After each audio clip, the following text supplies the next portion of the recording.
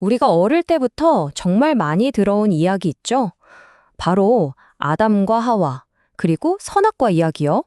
그런데 혹시 우리가 안다고 생각했던 그 이야기에 전혀 다른 차원의 진실이 숨겨져 있다면 어떨까요? 흔히들 그냥 사과 하나 먹은 건데 너무한 거 아니야 라고 생각하잖아요. 오늘은 그 생각을 넘어서 창세기 3장이 정말로 우리에게 말하고 싶었던 게 뭔지 그 깊고 본질적인 진실 속으로 한번 들어가 보겠습니다. 보통 타락의 원인을 교활한 뱀에게서 찾곤 하죠. 근데 사실 진짜 문제는요, 뱀이 등장하기 훨씬 전부터 조용히 자라나고 있었습니다. 그 뿌리가 대체 뭐였는지 한번 파헤쳐보죠. 네, 문제는 갑작스러운 유혹이 아니었어요. 아담과 하와가 하나님을 더 알아가고 그 사랑 안에서 성장하는 걸 어느 순간 멈춰버린 겁니다. 바로 이 영적인 게으름이 모든 비극이 싹틀 수 있는 기름진 땅이 되어버린 거죠. 자, 이 부분을 한번 보세요. 하나님은 분명 먹지 말라고 하셨거든요. 근데 하와는 뭐라고 하죠? 만지지도 말라는 말을 자기 마음대로 덧붙입니다. 하나님은 이런 말씀 하신 적이 없어요. 이 사소해 보이는 한마디가 사실은 엄청난 걸 보여줍니다. 하나님과의 살아있는 사랑의 관계가 그냥 벌을 피하기 위한 차가운 규칙, 즉 율법주의로 변질되어 버렸다는 증거죠. 보세요. 그들은 지혜를 완전히 오해했어요. 진짜 지혜는 하나님과의 관계, 그분께 순종하는 데서 오는 건데 마치 저 과일을 먹기만 하면 지혜를 꿀꺽 삼킬 수 있을 거라고 착각한 겁니다. 자, 이제 그들이 선악과를 먹은 직후의 상황으로 가보겠습니다.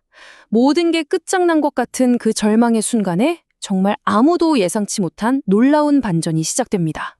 열매를 먹는 그 순간 그들에게는 영적인 죽음이 찾아왔습니다. 이건 뭐냐면 모든 생명의 근원이신 하나님과의 완벽했던 관계가 툭 하고 끊어져 버렸다는 뜻이에요. 그들이 가장 먼저 한 행동을 한번 보세요. 죄라는 영적인 문제를 해결하겠다고 금방 말라 비틀어질 무화과나무 잎으로 몸을 가리죠.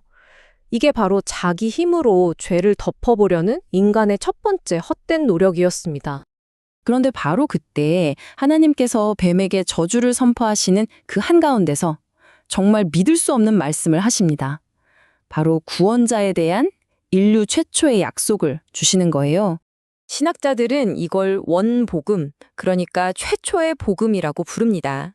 인류의 가장 어둡고 실패한 그 순간에 이미 하나님의 구원 계획이 시작되고 있었다니 정말 기가 막히지 않나요? 자, 바로 여기부터가 우리가 알던 이야기가 완전히 180도 뒤집히는 지점입니다. 어쩌면 오늘 이야기의 하이라이트일 수 있으니 집중해서 들어보세요. 인간이 스스로 만든 건 뭐였죠? 금방 부서질 무화과 나뭇잎이었죠. 그런데 하나님은 뭘 주셨나요? 그들의 부끄러움을 완벽하게 덮어줄 튼튼한 가죽옷을 직접 만들어 주셨어요.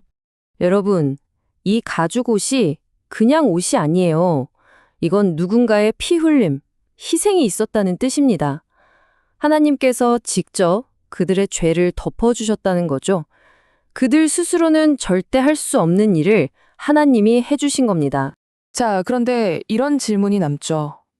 그래도 결국 에덴 동산에서 쫓겨났잖아요. 그건 정말 끔찍한 저주 아닌가요? 보통 그렇게 생각하기 쉽습니다. 놀랍게도 그 추방은 저주가 아니었습니다. 오히려 상상할 수 없을 만큼 끔찍한 비극을 막아주신 하나님의 압도적인 은혜의 조치였어요. 한번 상상해 보세요. 만약 아담과 하와가 죄를 지은 그 상태 그대로 생명나무 열매를 먹었다면 어떻게 됐을까요? 죄와 고통 속에서 영원히 사는 겁니다. 이건 축복이 아니라 마귀적인 영생이죠. 하나님은 그걸 막기 위해 불칼로 생명나무를 지키신 겁니다. 이건 보호였어요. 자, 그럼 이 모든 놀라운 이야기를 통해 우리가 최종적으로 붙잡아야 할 메시지는 무엇일까요? 패러다임이 완전히 바뀐 겁니다. 이전에는 무언가를 먹어서 생명을 얻었다면 타락 이후에는 하나님의 약속을 믿어서 진짜 생명을 얻게 된 거죠. 아담이 이 새로운 믿음을 어떻게 보여줬는지 아세요? 정말 감동적인데요. 방금 죽음을 선고받은 그가 아내의 이름을 모든 산자의 어머니라는 뜻의 하와라고 짓습니다. 그녀의 후손을 통해 생명을 주실 거라는 하나님의 약속을 믿었다는 거죠. 그리고 마침내 불칼에 의해 막혔던 그 생명나무로 가는 길이 다시 열리게 됩니다. 바로 마지막 아담이신 예수 그리스도께서 십자가에서 그 여자의 후손으로서 모든 약속을 이루셨기 때문이죠. 결국 이 오래된 이야기는 오늘 우리에게 거울처럼 질문을 던집니다. 혹시 나도 하나님과의 살아있는 관계는 잊어버린 채 그저 만지지도 말라는 식의 차가운 규칙만 붙들고 있는 건 아닐까요? 나의 신앙은 살아있는 관계인가요? 아니면 죽은 규칙들의 목록인가요?